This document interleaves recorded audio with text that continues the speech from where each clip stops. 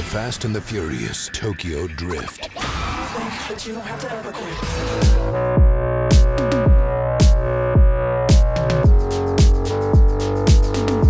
Hey everyone, welcome back to Half-Ass Movie Reviews. My name is John. And my name is Matt. And we are doing another Fast and Furious film, the third in the franchise, but the seventh in the timeline. And that movie is Fast and Furious Tokyo Drift.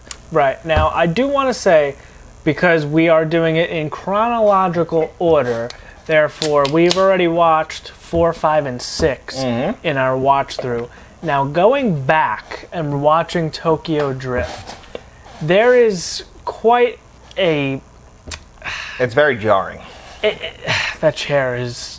Yeah, very squeaky. Very squeaky chair. But that, it's just very different. And now, did Justin Lin do this one? Yes, Justin Lin and Chris Morgan. So both Really? Chris Morgan, who wrote the first three, he wrote this one. Justin Lin, this is his first time directing. He would direct 4, 5, and 6, and then he would come back for 9, if I'm correct. Huh. This is Justin Lin's first movie, but we should also bring up, not his first movie, but this is the first movie he's done in the Fast franchise. Han pops up in a movie he does before this. I believe it's called Better Luck Tomorrow. Yes. Yep. So the actor's name, I always forget his name for some reason. Sung Kang. He plays Han. And in this movie, he is by far the best actor, because Lucas Black is the star of this movie. And right before we get started, I want to apologize to Lucas Black. See, I've been making fun of this movie for a very long time, pretty much since 2006 when it came out, mainly because of Lucas Black's just god-awful Alabama accent. Now, I assumed he was doing this accent for the movie. Yeah, it's Bama Boy. No, that's just his real voice. See, I just didn't know that his voice was a disability. His accent is the problem. It's just his natural accent. He just sounds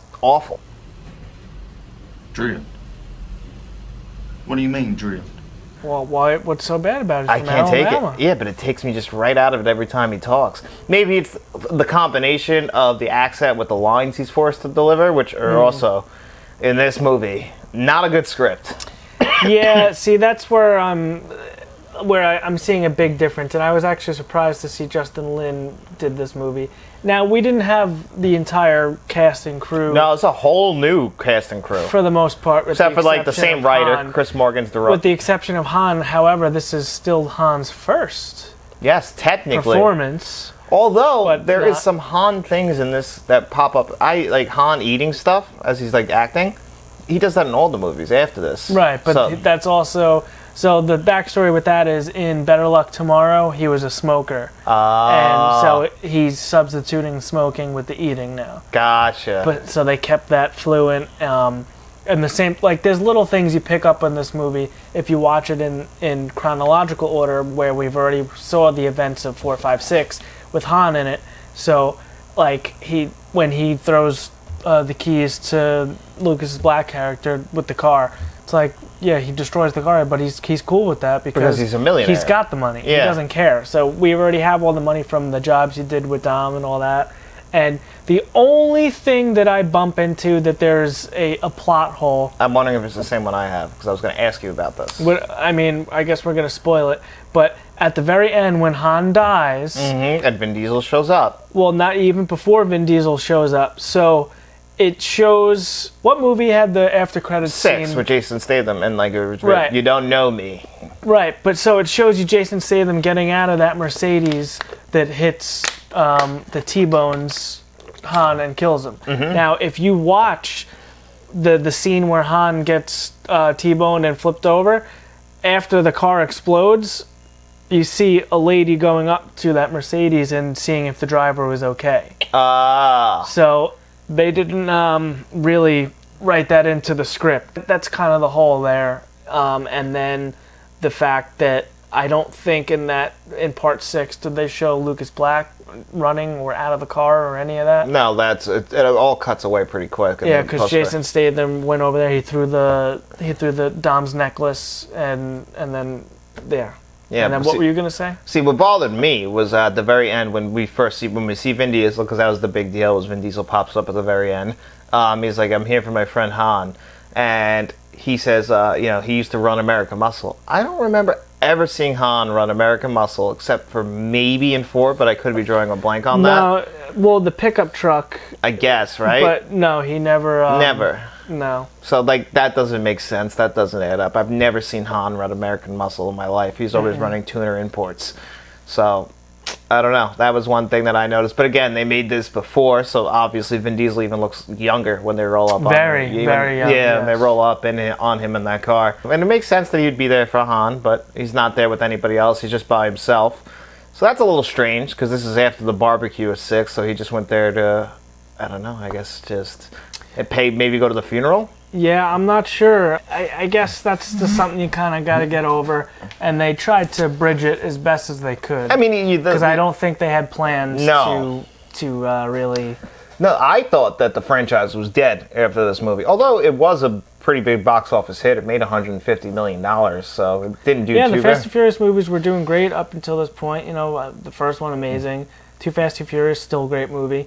This one can be considered a miss to some. I still kind of like this movie a lot, but I would say it might be one of the weaker ones next to 4. I would say this is right up there with 4. The thing that makes 4 more passable is, like, you need 4 to get to 5. Right. So 4 is a necessity. Whereas this movie feels very standalone-ish. Other than just tying it in the end with Vin Diesel, if you didn't have that scene in here, this movie can be completely forgotten.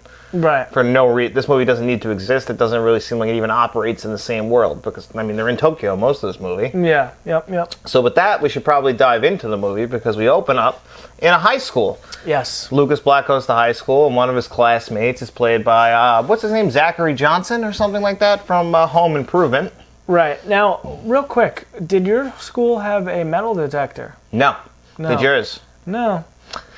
I think they're in California, I want to say. So maybe that's a reason why. But this looked like a rich kid's school, which makes it even more... Yeah, especially because the kids were driving Vipers. The one kid had like a 68 or 69 Camaro. Yeah, and you were right, by the way, with Lucas Black's car. It was a Monte Carlo. 1970 Monte Carlo. Yeah. Yep. Yeah, honestly, that's a nice car. He got it for cheap. And I don't even know why the kid from Home Improvement would even want to race him. He's just happy. It's an $80,000 car. Like, right. Yeah, Lucas Black has nothing to lose, but you're racing an $80,000 car against this guy? Well, he's got a lot of money under the hood of the Monte Carlo. You know, it was sitting on slicks. It had a built motor in there. You know, I don't know exactly what he got done to this thing, but it wasn't stock. It was some sort of a race car. And they threw right out the window, even you wanting to believe that these guys were in high school, because both of them look easily in their mid-20s. And it turns out they are in their mid-20s, because the one kid was born in 81 and the other kid was born in 82. So way past graduating high school, and it shows. Yeah, so the race is antagonized. Race is awesome. Well, let's have the race even start. Lucas Black is getting to his car, where this blonde is sitting on basically the windshield almost, or whatever she was doing, like on top of the car, painting her nails on the windshield in the convertible Viper. And he looks at her and starts talking to her, and then the jock douchebag comes up and says, "Oh, you talking to my girl?" Blah, blah, blah, like a dick. And then he challenges him to a race, basically, and the winner gets the slut. Yeah, that's basically it. Yeah. It's just like, winner gets me. I'm yeah. Like, oh, wow, what a race. Like she wasn't bad, but yeah, sure, I guess I'll race for that. Sure, why not? I know. And then we get this awesome scene where they're racing through like a development. Yes. You know, these houses aren't built yet. And I mean, I would fucking strangle the shit out of them because one of them, I mean, it was Lucas Black, goes through somebody's house as the whole frame is here is the problem. Here's where the first bit of disbelief comes in. If you noticed, right before this scene, when the jock guy, who's clearly they're football players, but he had a baseball in his hand for some reason, throws it through the back window of the Monte Carlo, Lucas Black stops, but it shows the baseball on the ground, and you can see the undercarriage, the underneath of the car. It is on straight up slicks. They're race slicks. There's zero tread. Yeah. Okay? So just keep that in mind. The Monte Carlo is on slicks. So now we're racing through this development. It is not a prepped track. It is not a clean road.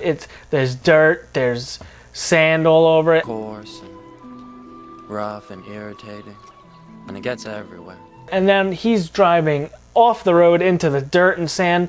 Now this car would have zero traction, especially if it has any sort of power. Mm-hmm. You know, those tires would just be spinning, and it's just crazy that he's keeping up with the Viper at this point. I couldn't believe it. And like The Viper is not a slow car. No, it's not. And the Viper's on the road the entire time. Mm-hmm. And then when he finally catches back up to the Viper, he hits him out of the way. The Viper hits into one of those. I mean, they'd be fucking dead because I don't know. Well, the Viper started that because he basically was about to win the race, and the Viper said, "Oh, fuck this! I'm not giving up my girlfriend," and he started crashing into him, and then they hit the big cement fucking round thing. Yeah, which they'd be dead because that thing is fucking going that fast into something that's definitely not going to give. Yes. So he wins, but when he wins, he fucking destroys that goddamn car. Yeah, he rolls around. You get that cool little scene of the interior of the car as he's rolling, and I guess he's got a roll cage in it. You see the Tabasco sauce, and Yeah. then we're in the hospital. Mm-hmm. Well, the hospital or the police station? It's a hospital. Is it a hospital? I believe so. Okay. Oh, actually, you're right.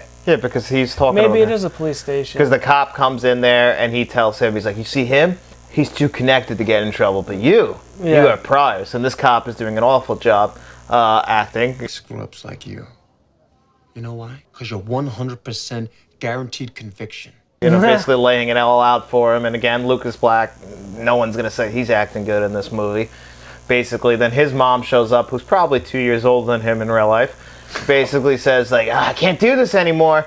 And he just says, where are we moving to now? Now, how old is he supposed to be? Because 17. He's in high school. He's getting into all this, and they want to get him off the street because he's such a bad... He's just in the street racing. Now, I don't know about you. It is a very weak plot and story. And how easy is it to get a car? I don't know about you, but it was hard to get a car when you're in high school. Oh yeah. This guy gets his hands on cars all the time. You got to stop him street racing. Well, like I mentioned, the kid's in a Viper. If you notice, there was a black, like, 68, 69 Camaro that pulled in before them, and there was some other high-end expensive vehicles. So this is definitely a rich area, which...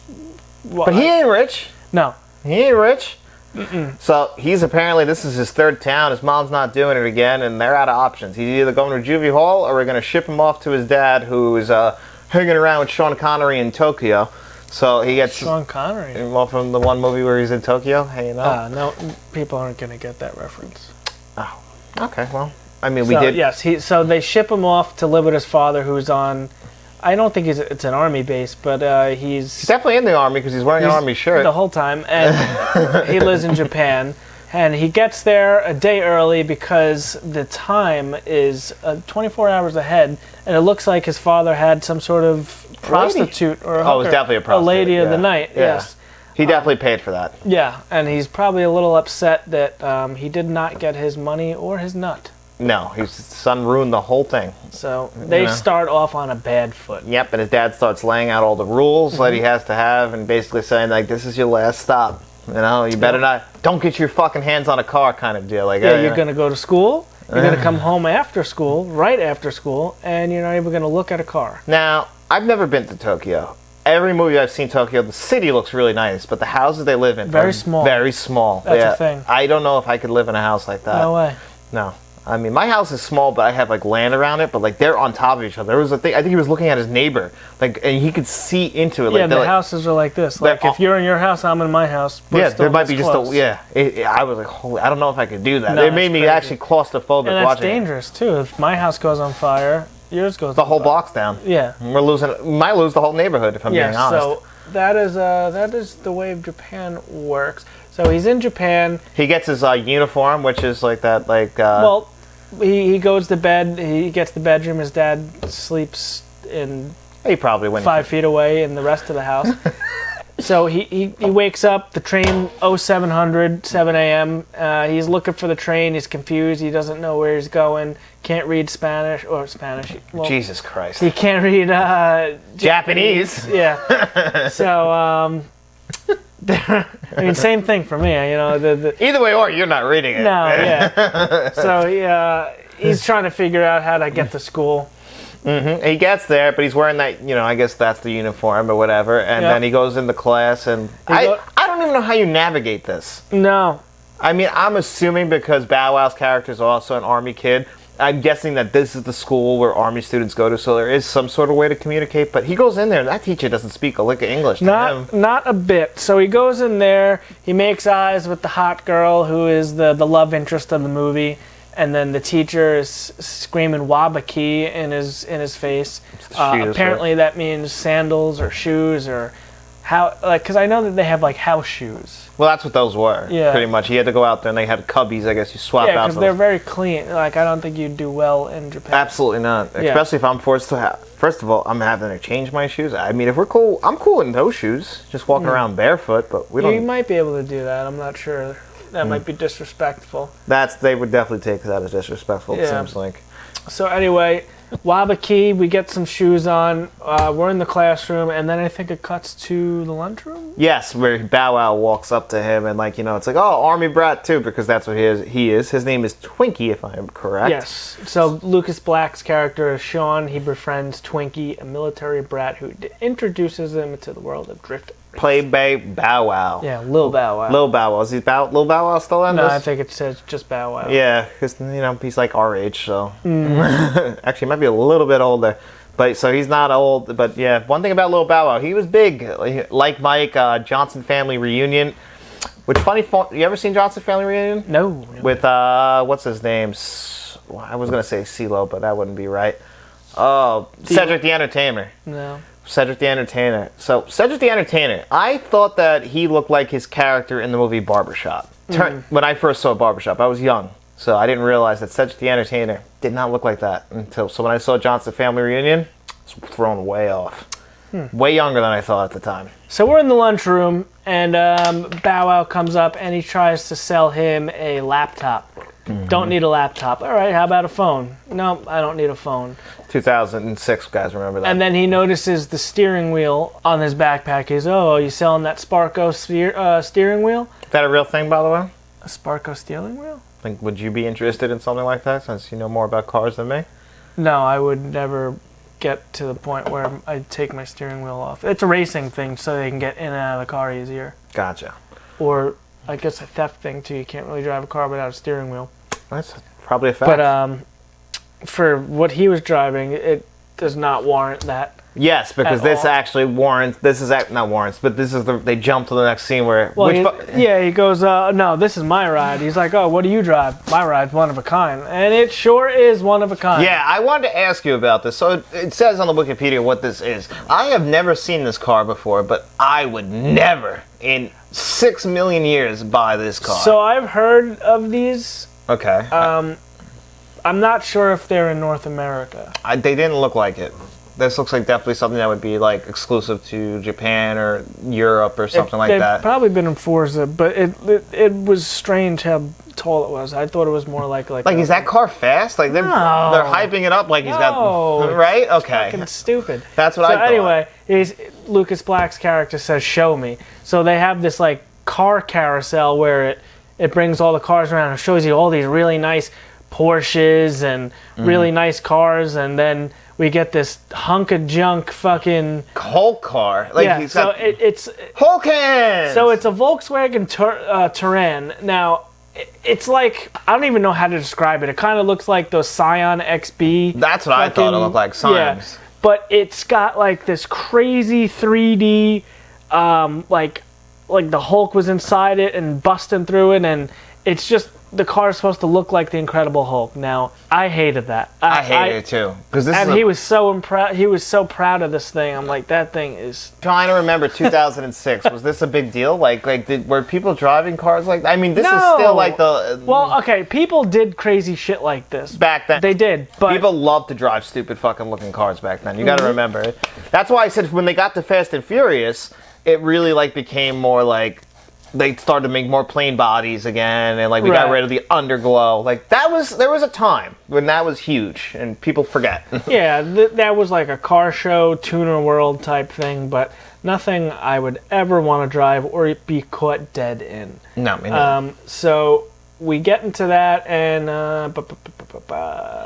and then they go. I think they go to the drift place, right? Yeah. They go where they're on top of I want to say a garage or something like that. Bow Wow takes them to a social gathering of a drift event. Yep, and that's when they meet DK, and this is where we first meet Han. DK is short for Drift King, not Donkey Kong, like I originally thought. So, and also I want to bring up the Drift King's haircut here. That looks expensive, and it looks ridiculous. Yeah, I didn't think it looked. And I mean, I guess they said he was, or had connections to the Yakuza, which is like the Japanese version of the mob. Mafia, yep. So he's, pretty in his connected. Nissan 350Z. Yep. 03. Riders on the... I always think of Need for Speed Underground 2 when it comes to a 350Z. Yes. So, yeah, he's got that, and he's not scared. So now the cute girl that was in the class that we saw earlier is at this event, so Lucas Black's character decides to go talk to her.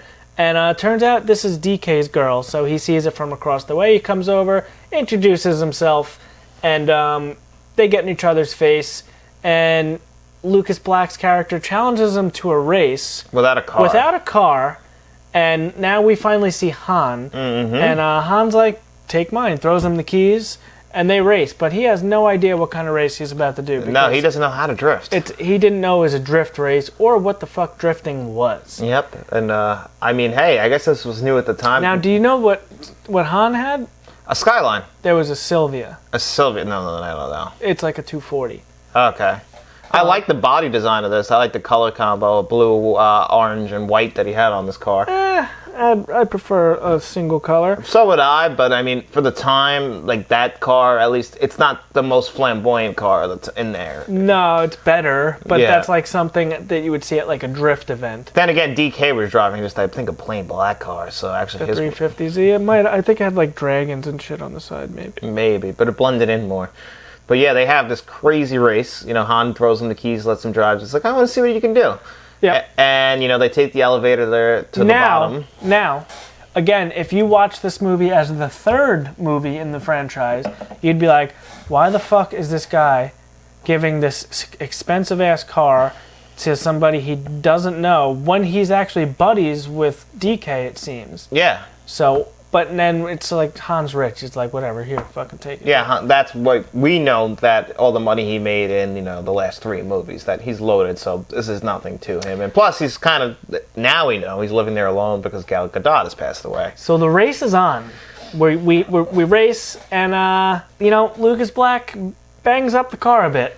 Destroys the fucking car. Bangs it up a bit. Dude, I got the confidence like on car. him. Yeah, it does. Yeah, the confidence on him, though, to keep trying to race with somebody else's car. I think the first accident, you're like, no, dude, I'm sorry, I fucked up. But no, he races all the way to the top. Yep. He Destroys loses it. horrible. And then knowing damn well he can't pay for a thing. Oh, yeah. And then Han walks up to him, and I love this line. This is the best line delivery in the whole movie. In a Don't movie. leave town. Don't leave town. Don't leave town.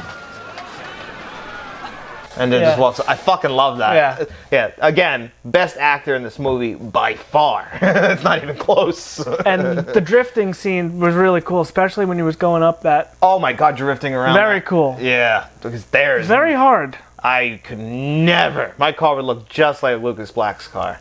I think actually, you know what? Some of that shit he didn't have to hit. He just didn't. No, I think they had to try really hard to drive that bad. Yeah, he had to. I think you could have done a better job. Yeah, like he wasn't even like this is like some of them. Like I guess he was trying to drift, but he didn't need to drift. Yeah. So it didn't make sense because it's still like it's not like in a Forza or Need for Speed game where you get points for drifting. Mm-hmm. The goal is still to win the race. Yes. So Han tells him not to leave town, and then does he get a ride home, or we just end up home? He walks in and his dad's like mad. He's just sitting there. He's just drinking beers and gets up in his face like, that's it, you're done. Like all that shit, Yeah, and then playing of course tough guy. Yeah, of course we know that's not true. You know? Why would you just send your son back to go straight to jail? I just don't understand again how. It's just so funny to me that like they're talking to him like he's a drug addict. Yes. But it's really he's addicted to street racing. Yeah. Again, it's just impossible with the amount of money it costs to be a street racer. Yeah, it's a little crazy. Yeah. Not the strongest plot, not the strongest story. But anyway, so Han basically says to repair. So the next scene. Well, the next day, Han picks him up, and he's like, he owes him money. Is that how it happened? He doesn't go to school? I think Is there a school scene that we're missing? I don't know if there's another school scene in this movie. Like, I mean, we might see him in school, but I think it's just, like, establishing shots. I don't remember if there's actually a scene in the school anymore. Right, so Han picks up Sean, or He's walking out of the school or something like that, and I think he sees Han, and Han says, "Get in." Yeah, and he can't say no because he owes him definitely a lot of fucking money. Right. And he's like, he knows that he can't pay him back, so he's basically got him running errands for him. Yeah, and it's now this. It says it's an RX-7, but now it's a Fortune RX-7. I don't know if that's different. Maybe that's not an international thing.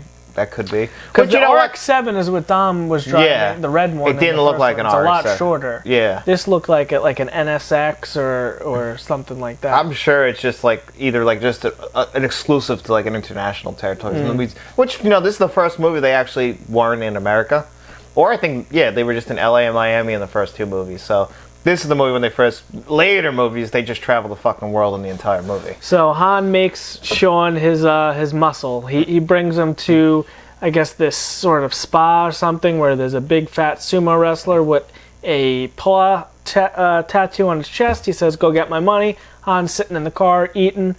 Sean gets thrown out, runs back in. The guy comes out, throws him his money. Now we're even. Now we're driving around. And actually, he throws the keys to Sean. Yeah, because the thing is, Lucas Black's character. the thing is like Sean, he sees like, I guess he just sees like potential in him. Yeah. Like he's like a raw talent. Like he's like a rookie. Like if you're an NFL fan, like you'll see every well, year. he Like, explains it later. yeah, basically he's just Above because the football field. because he stands up to the DKs. Really, Yeah. like he's like no one So- else will. Yep, so we get the money. He throws the keys to Lucas Black's character, and now he's driving, and it's nighttime.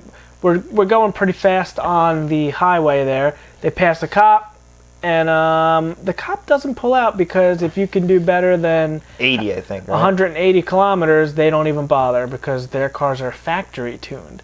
It's just a lot of the stuff they say, like when Bow Wow was talking about something, he's got like a new camshaft, and it's like they just throw in these fucking terms Because they It's don't like- expect. You know what it is? It's like the car enthusiasts. There's few in the audience, but for the most part, they're trying to for everybody. So they know Yeah. they're just thinking that the most regular people aren't going to ask any questions. Right. So it's a little You got to defy a lot of belief, but it's yeah. a little tough to digest. But that might be sometimes. true. I can see that. Why are the cops going to waste their time if like Well, a cop over here. Well, I know Suffolk County has the same Mustang I have, but supercharged. Well, fun fact. Last night on my way home, I was on my way to the movies. I was doing 60 yeah. in the middle lane, and I swear to God, this car comes fucking flying by me in the HIV lane, and doing like easily. HOV? Yeah, I like to say HIV. So anyway, easily doing $120. So I'm like, fuck, he better hope that a cop doesn't get him. And right behind him comes a fucking unmarked black Mustang with just the lights behind him. So It was a Mustang? it was a black car, so it was very hard to see, but maybe Mustang or Charger, one or the other. But it was on the LIE. So I mean, right behind him, and they're both fucking booking. And he didn't catch him because I went 3 more exits, and they both weren't pulled over. So I don't know what happened. So, but that car was flying. So it makes you wonder. Maybe some of these cops. Yeah, I guess you probably wouldn't waste your time. For helping Han out, he also offers to teach him how to drift. Yep, which he needs help with, obviously. Yes. So now we are at some dock or something like that, and he gives him the Evo. He gives him. Now here's the next problem. An Evo is an all-wheel drive car. So, But I always think of an Evo as a drift car for some reason, probably because of this movie. yeah, it's not though. It's you'll never see an You Evo. can't kick the rear out. Well, you can drivetrain swap it and make it rear-wheel drive, I guess. But why? Now, I had a question for you as far as this. Now, when you're making a drift car, do you push like the brakes? Like, do you put more right front brake to make the tail kick out more, so that when you hit the brakes, the weight pressure shifts to the front, so it shifts the back out more? What do you mean? Well, I'm a NASCAR fan, so that's one thing that they do to turn the Like cars left. brake So when you hit, bias? you shift the balance of the brakes. So the front Yeah. brakes, so to make the car turn left, you put more front brake in on the left front, so it'll turn left more. Right? Right. Do that for drift cars too, to make the rear kick out more. Well, it's more of there's probably something like that, but they also just have the handbrakes. Oh, okay. To lock up the rears real quick to initiate a slide. Oh, okay. So Yeah, I was wondering how that all worked. I don't know the science behind it. I've never. yeah, I've drifted. never been up close to a legit drift car like that. But I'm sure there is some sort of Like you got to tune it a certain way, because that's all that is tuning it a certain way. yeah, there is probably some sort of I'm sure there's something with. modifications done to the braking, but for sure there's handbrakes in there Oops. To the rear tires to lock him up to start sliding. So is this the montage where he's practicing and burning through tires real fucking quick? Yeah, so we're at the dock. Those two guys are fishing and say that's not drifting, and they're laughing and blowing through tires and not having a good run at it. Is this that night when he goes out with like the group of kids and he's got the girl in the car and they're going around drifting like through the neighborhood? No, not yet. Because I love that scene, actually. Yeah, that's cool. So Han's explaining that he's helping Sean as he's the only person willing to stand up to Takashi. That's DK. That's DK. Okay. Yeah, his real name's Takashi, but he goes by DK because, again, he's the Drift King. Yes. So we're getting montages of him practicing, and then eventually he gets better. Yeah, he soon masters drifting by practicing in the 06 Like Evo. I said, raw talent. He just needed to be worked. That's it. He saw something in him, Han. It wasn't his accent, though. Now, I feel like this is skipping a lot of scenes because it's saying he gains respect after defeating DK's right-hand man, Morimoto. Yeah, he has a race with another guy and wins. Yeah, which is, I think, also driving a 350Z or 370Z. Whatever. Yeah, I think this is that scene. So yeah, so they're out, like, drifting and hanging out. Well, no, actually, no. So this is when they go on the date. Yes. And they get, like, the food, and then... Well, I know that also DK confronts her. Yeah, so I guess they did go out with the friends because it's saying the next day, enraged, Takashi beats up Sean the next day. And I have to say it. I just have to say it. When Lewis Black is talking to her, he has a line, which may be the worst written line ever. The day I got my license, it's the day I got my first speeding ticket. That line is atrocious. Yes. So that was the night they go up, and we get that little montage. The drifting, they're all tandem drifting up there, which is really awesome. Cool. Again, anyone who can actually do that, very talented. Because again, I have to be clear. Somebody who has hit guardrails just going straight. I think if you give me enough time, the vehicle, and a place to do it, I think I could get it. No way. I mean, I used to drift my Explorer around a little bit. No, you didn't. No, you didn't. I fishtailed it. That's not drifting. It's about the same. I used to hit the sand at the right angle. It was fun. So yeah, the next day, we see DK confronts her because they used to live together. They get in a big argument. He throws a big tantrum and he does some of his worst acting in the movie because, again, nobody else can just fucking act in this movie except for the actor who plays Han, who's the best by far. Right. So they get in a little thing. They appear to break up. Then we pan over to Han's garage as three people are looking up into a undercarriage of a car. Probably none of them know what they're doing. And then we turn around at the exact time as she walks through the door. Well, Lucas Black looks away right as she's walking through the door, and she's standing there crying. And he goes and comforts her. Mm-hmm. Well, that's good. Good. I'm sure he has soothing words with that accent. So Takashi, DK's uncle Kamada, the head of the Yakuza, I was gonna say, reprimands Takashi for allowing Han to steal from him. Now, how did Han stole from it? I didn't pick that up. Either did I. I guess because there was a lot of backroom business meetings. You saw that they were. This felt like a plot in the movie that they didn't they cut. Right, a lot of scenes from that don't give us the information that we need. Yeah, it's something you don't really see or really explain. You just kind of see it in the background. I feel like this was left on the close the door on them. Yeah, it's. It got left on the cutting room floor because it doesn't get brought up ever again. Because eventually, I think we're getting to the scene where unfortunately Han goes. Not yet. But that's why they just probably did that to give us a reason to make DK the villain and separate them from Han. And they confront Han, Sean, and Neela. Neela is the hot chick about the thefts. Twinkie causes a distraction when he kicks the doors down and they all escape. Because I think DK had a gun to his head, right? Yeah, he did. He did. Well, the Yakuza, you don't fuck with him. Yep. He caused the distraction, allowing them all to escape. And so you're right. This is when Han died. Yep. Yeah. So because this actually came quicker in the movie than I thought. Not a long movie. Yes, it did. But, it did come pretty quick. I just don't know how they all got away.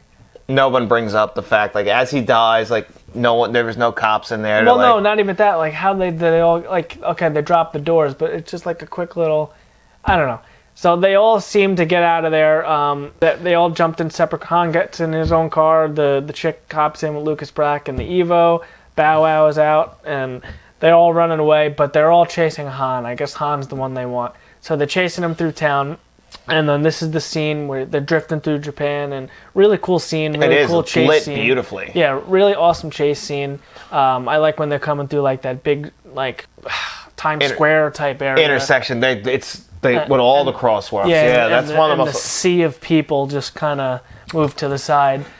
Now, somebody hit Han, and that's what flips him over. If I'm Yeah, correct? so we're drifting around, and then Han's coming down the street.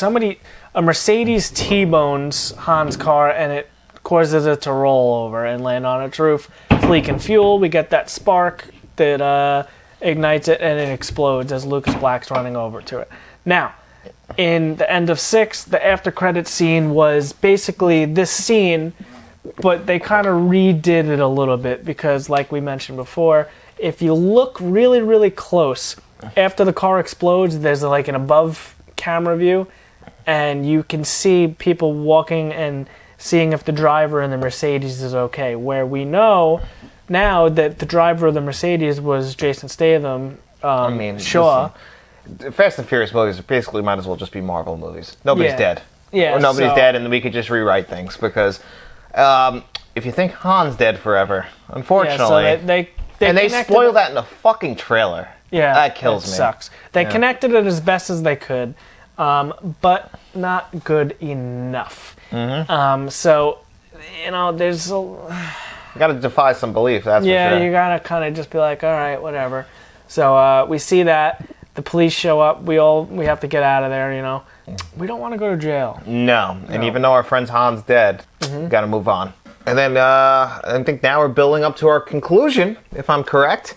Right after the crash scene, Sean takes Neela back to his place, and as they're knocking on the door trying to get in, because I think he ran away from home at this point already. Yeah. And he moved in with Han, so now he's got nowhere to go. So he goes back, crawling back to his dad, and as he's waiting for the door to open, DK pulls up with his uncle, and they hold him at a gunpoint, but Daddy comes to save the day. He's supposed to be an army guy, right? Yeah, this pissed He me didn't off. look comfortable with the gun in his hand. No, he didn't. Right? First, I'm starting to think that he wasn't in the army, and he just had an army T-shirt.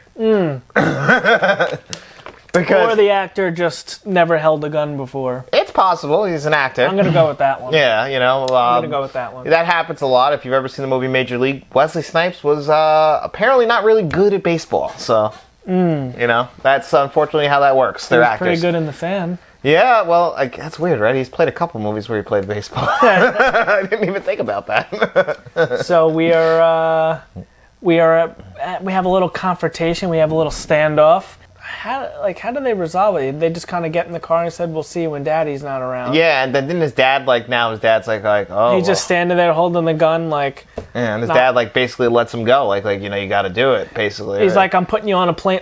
So DK takes the chick with him. She said, "Get in the car." And that's how they left. He wanted to take her and then beat up Sean or whatever, but she sacrificed. I don't know what she. She's an idiot for really getting in the car with them. Yeah, but no, she went with them. They take off. Sean's dad says, "You're getting on a plane tonight." He's like, "No, Dad, this is my problem. I need to solve it. Got the hook while my DJ revolves it. I gotta figure this out and take care of business." This is the last So he race. starts walking away. He walks, I guess, back to some garage, an empty garage where Bow Wow's there, and then Bow Wow's trying to leave town now. And he's like, "No." Now, how old do you think Bow Wow is? Well, Bow Wow's an army brat, too. His family lives there. That's Right, the so thing. he's I'm going to leave town. Like, do you live by yourself, too? Like, No, you're he just going to doesn't. uproot? And, Just because he's 35 years old in the movie doesn't mean the character is. but it was just funny. These high school kids saw, we gotta leave town. Their parents are never He around. knows people. Yeah, no, I'll never understand these. That's crazy. They're Americans walking around in Japan. They're all just communicating, no problem. Like this movie, you have to defy, I think, the most belief until we get to 6 because it's just ridiculous. And they drag safe through Berlin in the 5th one, so forget it. This part, I'm reading this in the wiki, which I did not catch, but apparently Twinkie gives his money to Sean to replace the money Han stole from. Yeah, I remember. He hands him all his money. And he's like, and Lucas Black says something to him in his dumb accent. And he's like, "Oh, and he's like, "No, you take it." Like, he's like, "I owe you." Whatever. See, I don't remember that. No? No, yeah, I remember him. I must handing- have missed that part. So Sean returns the money to Kamada, which is DK's uncle, and then proposes a race against TK, with the loser having to leave Tokyo. Like, you read that sentence, right? Yeah. Losers got to leave Tokyo. Okay, somebody wrote that down and they put it in a movie. I just want to... Like I said, not a strong plot, No. but overall, it's a fun movie. Oh, yeah, no. Again, the racing scenes are so good in this movie. So his uncle agrees to the challenge on the condition that the race takes place on the mountain which Takashi himself has been the only person to descend successfully. Yep. So that's that really windy, dangerous cliffside road, which is perfect for drifting. And you could tell that the people who made Need for Speed, what was the one after Most Wanted? Carbon. Really love this scene because there's a mountain like this, just like this in Carbon. Yeah. So, and this movie came out, I believe, Around the time. So actually, I think the same year. Makes sense. Yeah. So, we need a car. Uh-huh. That was a And good it question. just so happens that Sean's dad had this, like, Oh, the Mustang. 67... I had a big question for you about this. Can a Mustang do this? Why not? Well, Mustang, you don't think drifting. Of course. You think a Mustang can kick back like that? Yes, I know it's rear-wheel drive. It's got a lot of power under the hood, but I just think that the wheel spin, the RPMs are just going to be too much for the drifting. No? Okay. Well, there's actually, in drifting, Mustangs are used a lot. Really? Okay, so Yeah, any rear-wheel drive car can drift. it can, but I just felt like you have to tune. I just wouldn't think that you can tune Highly tunable. Yeah, okay. Yes. All right. So well, anyway, but my if you mistake. also paid attention, there was no motor in this Mustang. I remember when they first saw it early in the movie. Yes, you saw it early in the movie. Sean's father was working on it's a 67 Fastback. He was doing something under the hood, but there's no motor in it, so I'm not entirely sure. I think it was just for the scene. So they say, all right, well, we have no cars left. Everything was impounded, but they didn't impound this, the Sylvia that was banged up in the beginning. So they take the motor and put it in the Mustang. Then does that work too? Of course it does. It's engine swap, baby. All right. So, it's kind of cool, you know, it's, so I believe, so Sylvia, I think that's like a K-series motor. I'm not Like everything is going to hook up, right? I feel like you have to swap out a lot of parts. There is a lot of modifications being done to this, but it's a 6-cylinder turbo motor versus like a Ford V8 motor. I was gonna say, it's not it's the a original motor. So there's a lot. That's why they've showed the welding and all that stuff. You have to do custom engine mount, transmission. They did this pretty fucking all fast, the wiring. by the way. Like that's a major project. Yeah. Major project. You don't think it's getting done in a day and a half? Like I think Absolutely not. We beat the odds. We do the impossible. We put this motor out of the Sylvia into the Mustang. We have a pretty cool car. Yep. And then we end up in a pretty damn cool race. So that night on the mountain, crowds gather to see the race. That's one thing I noticed in this movie too. People do show up for these races. It's pretty cool. I mean, yeah. So DK takes the lead initially, but Sean's training allows him to catch up. He learned. Like I said, now he's the best. Quick. So DK repeatedly rams Sean's car, eventually misses, drives off the mountain while Sean crosses the finish line. Sean wins. Sure does. So this was a really cool scene though. The drifting. I Love it. this. Every I liked racing it a scene in lot. this movie is good. I liked it a lot. Yeah. That's why they kept bringing Justin Lin back, because they're like, he knows how to shoot the movie really Yes. well. DK rolls off the mountain, crashes the car. Lucas Black's character, he wins, and his uncle says, all right, you know, you won fair and square, you're free to go. And so now he is the new DK, he's the new Drift King. Yep, that's it. He's reached the mountaintop in Tokyo at So- only 17 years of age. Yep, so the next scene, we are at a weekly event. We're at the car show, drift event, and Bow Wow comes, he says, hey, this guy wants to race you, and he goes, no, not tonight. He's like, well, you knew Han. And he's like, all right, let's race. And then we pull up, and we see Dom. Yep, the big reveal. I'm here for my friend Han. Yeah. And there's some dialogue that go back and forth that actually tracks. Well, except for the muscle except car. the muscle car thing, which not quite, but I like this scene a lot, and this is what I remember people talking about when this movie came out. Oh, Vin Diesel's back. Like, this is what everyone was talking about. and then he says Han was family. Yeah, of course. First So time. this is the birth of it, really. Yeah, that's the first time he brings up family, which, you know what? I love that they paid off. That this pays off. Yeah. I do. I like the Han storyline because Han's one of the best characters in the series. So overall, I do like this movie. So do I. It's not the worst. It's not the worst. It's not the best. If you take away the shitty story, you take away the shitty acting, it's still a fun movie to watch. If you're a Fast and Furious guy, if you're a car entertaining. person, it's an entertaining movie. It's a fun ride. It's not long. You know, you're in, you're out. The drifting is great. Yeah. You know, I always think of Always Sunny when they're in like little Tokyo, and he's like, Keep their eyes peeled for drifting, all right? People here, they love to look at this guy. He's definitely a drifter, all right? He's going to his car and he's gonna slide it sideways. Yeah. like, and it's because of this movie that they make that joke. So Great movie. I have fun with this one. Not the strongest in the franchise, but again, it's just part of the franchise. it is. It's just really, and you know what? I like that now it's intertwined with the story because Han and everything like that. And if you want to see the origins of Han, you got this and Better Luck Tomorrow. So, you know, again, he's a great actor. So he's just in this movie. Lucas Black just drives me absolutely fucking insane.